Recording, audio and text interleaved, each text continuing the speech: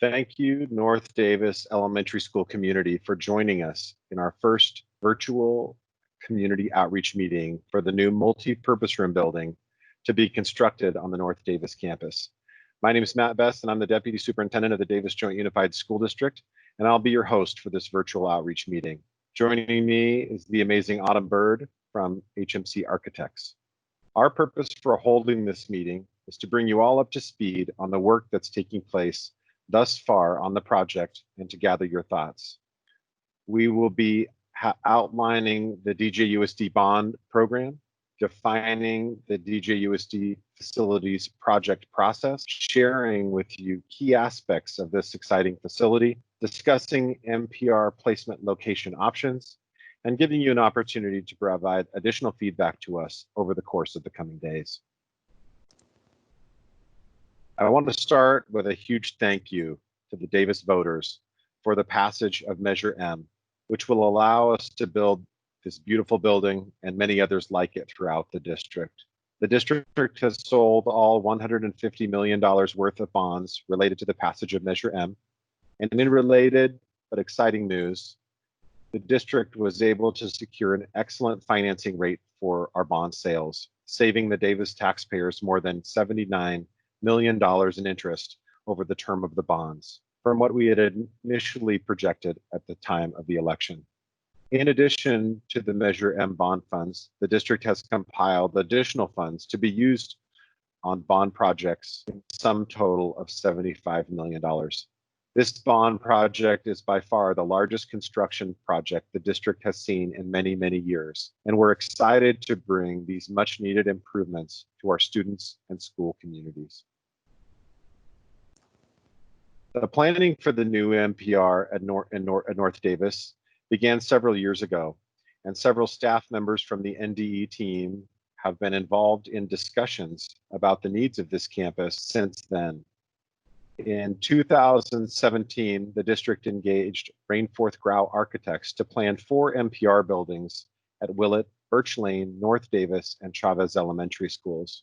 In 2018, the DJUSD Board of Education approved a facilities master plan, which included more than $450 million worth of needed improvements throughout the district. In November of 2008, Measure M was passed by the Davis voters with more than 75% of the vote.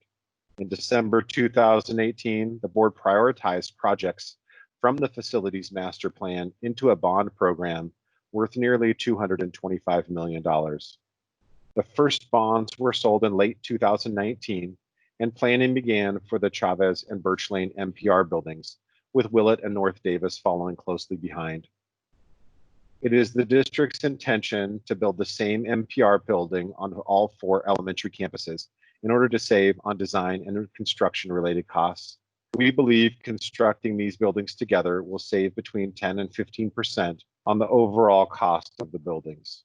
In April 2020, the bond team met with a group of North Davis staff members to begin planning potential location options, which were shared with the entire staff in early May.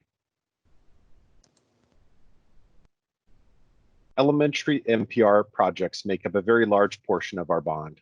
Nearly $50 million worth of improvements are earmarked for these 4 buildings. HMC Architects was selected to design all 4 MPR buildings, and the Board of Education approved schematic design for all 4 MPR buildings in October 2019.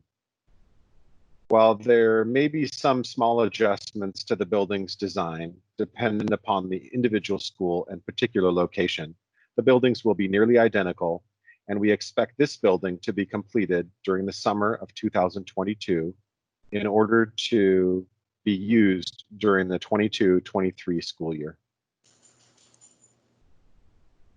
Each project in our bond program has similar project phases, and every project, big and small, has similar phases.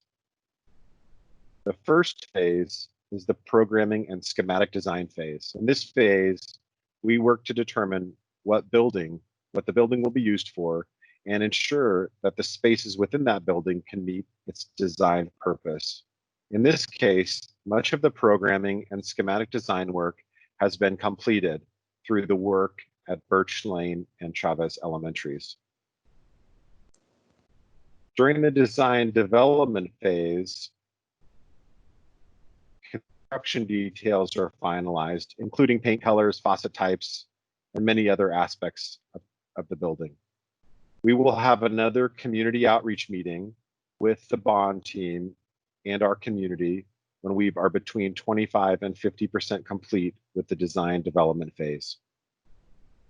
Once the design development phase is complete, our architects create construction documents, which must be approved by the Division of State Architect.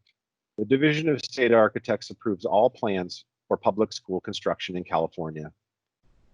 This process for this building will likely take 4 months. Once drawings are approved, the district will hire a contractor to build the building. The construction phase for this project will take about a year. Now I'd like to hand over the presentation to our lead designer, Autumn Bird from HMC Architects.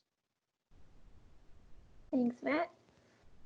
For those of you who are not familiar with the previous MPR building projects, I want to give you a brief overview to orient you to the MPR building design before we get into North Davis's specific site considerations. So it's a 10,000 square foot building.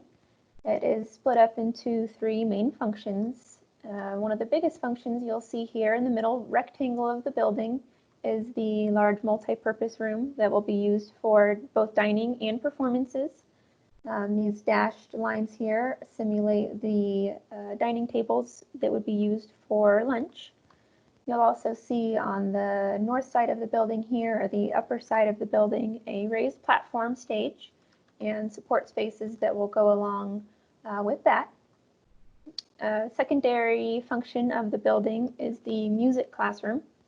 This music classroom also has all of the features of a standard classroom, so it could be used for a lot of other functions, but it does have some specialized items such as dedicated music storage, some additional cabinetry, as well as acoustic considerations.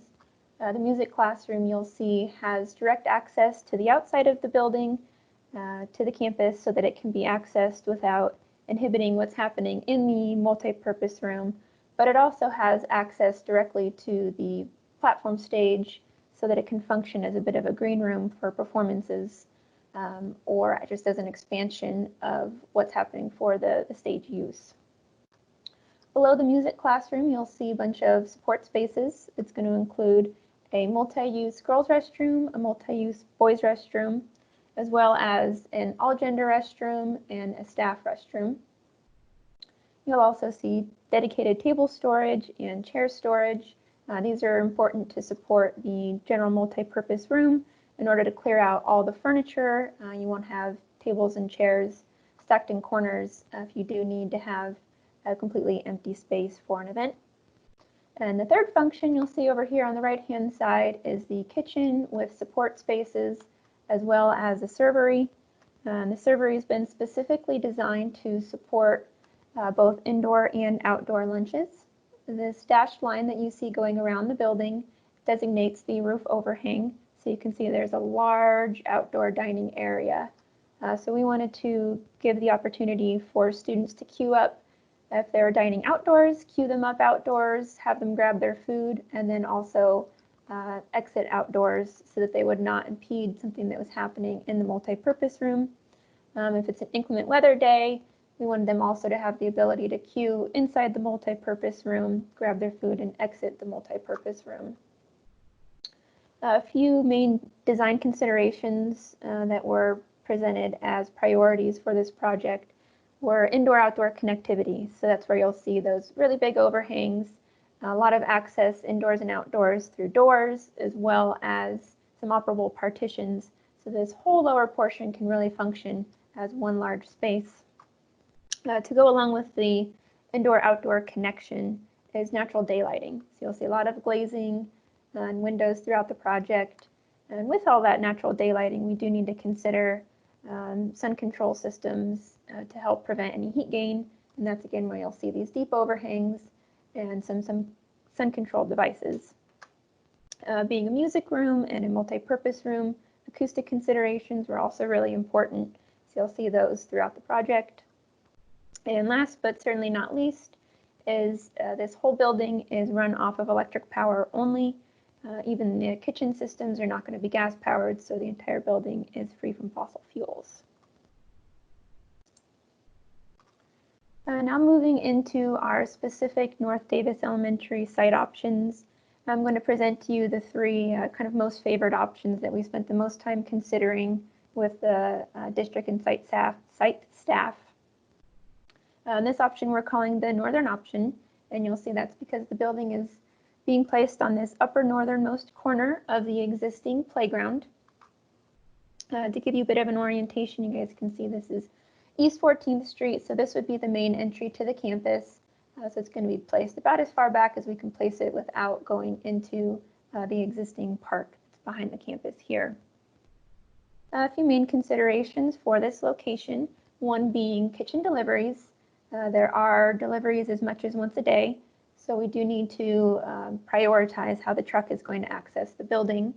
In this scenario, there is an existing fire lane that wraps around the campus, and the truck would go along this fire lane and actually pass between several of the classroom buildings before coming onto the play court area and to the kitchen.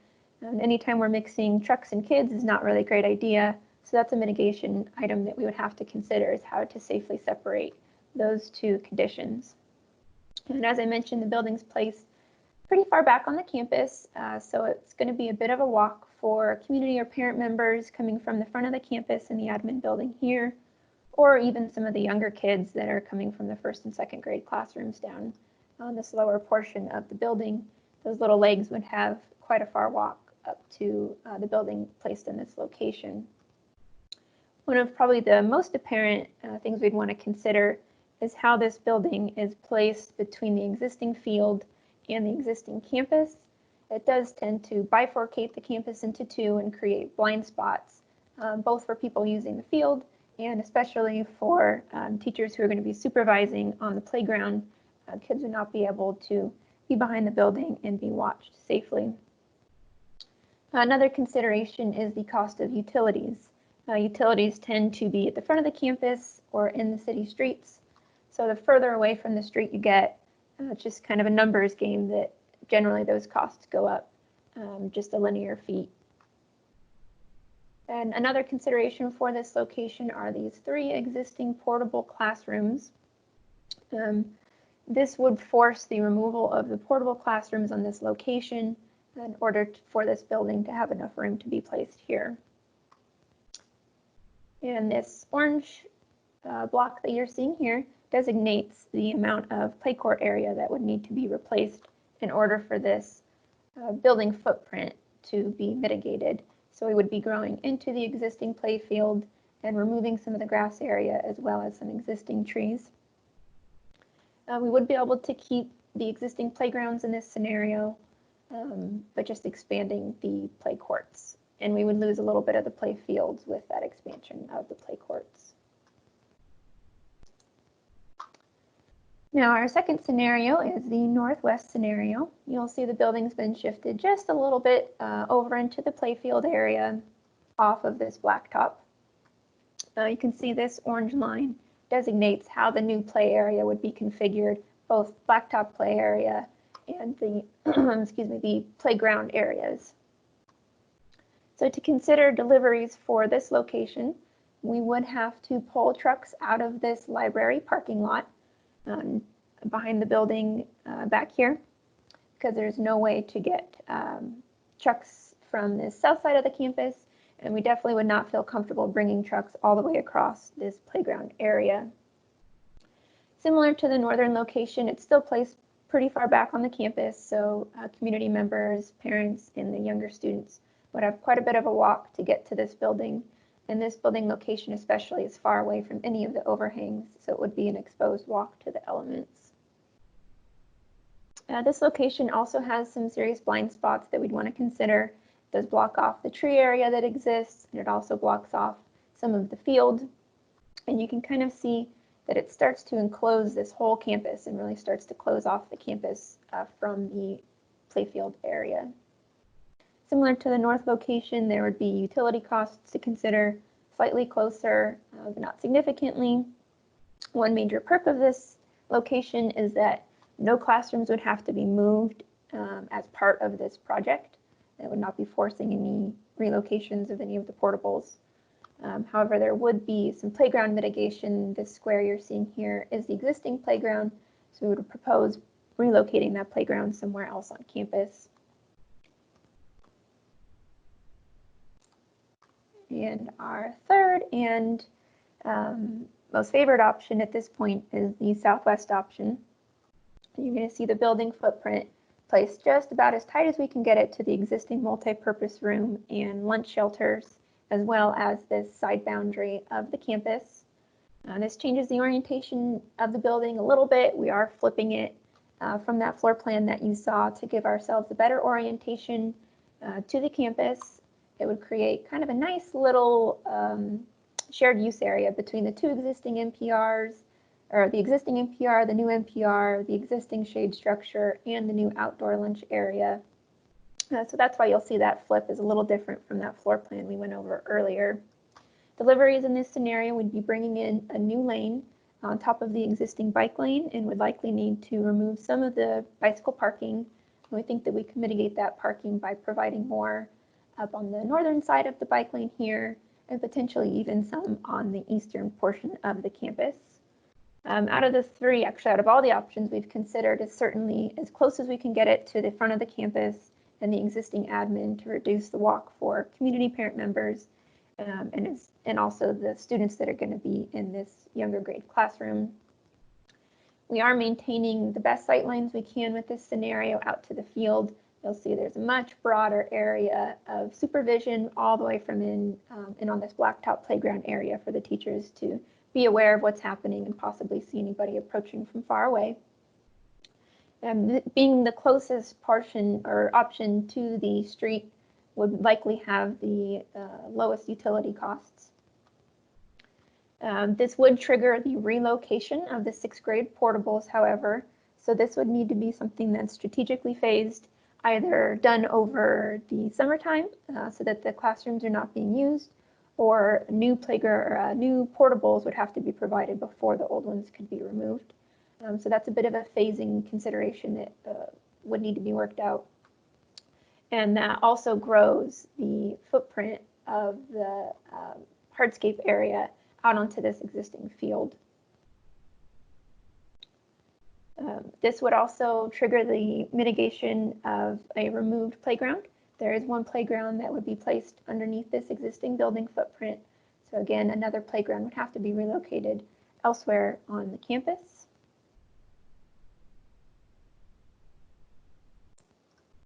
This is a view of this third option that has been the most favored. We're looking at the main dining area and covered lunch area from the existing playground, and we can see that it really starts to create a nice dynamic here, kind of envelops the campus, creates a center of the campus in a quad space. We also have the music classroom that would be directly adjacent to some of those relocated portables, so it'd really tie in well with those. And then there's going to be the new multi-use restrooms as well as the single-use restrooms directly accessible off of this play area, as well as those added relocated portables. A couple of features I want to point out here as well are some of the sun control systems I mentioned to you, these deep overhangs. We also have some sun control devices that can go on these upper glazing portions of the building. And this would be a potential scenario placed on the back side of the building, looking from that library parking lot. You can see that the existing lunch shelter would remain, the existing multi-purpose room would remain. There'd need to be an access lane provided between the buildings somehow. There might be the potential to connect to the library parking lot, or we might just pull directly off of that bike lane. That's yet to be determined. I think something really fun about this option is the opportunity for graphics or branding or some sort of celebration of the North Davis community, either the colors or a dolphin logo, something like that. So we're really excited to present these options to you guys, and we look forward to your comments.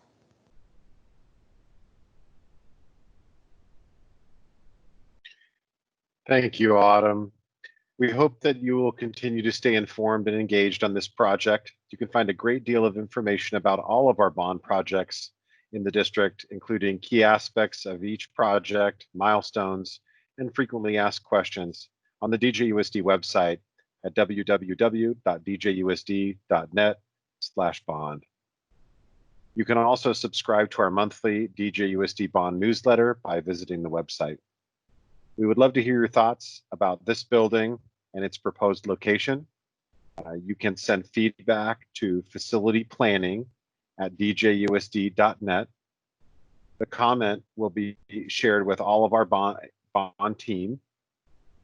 And for this meeting, you can share any comments up until June 15th, 2020.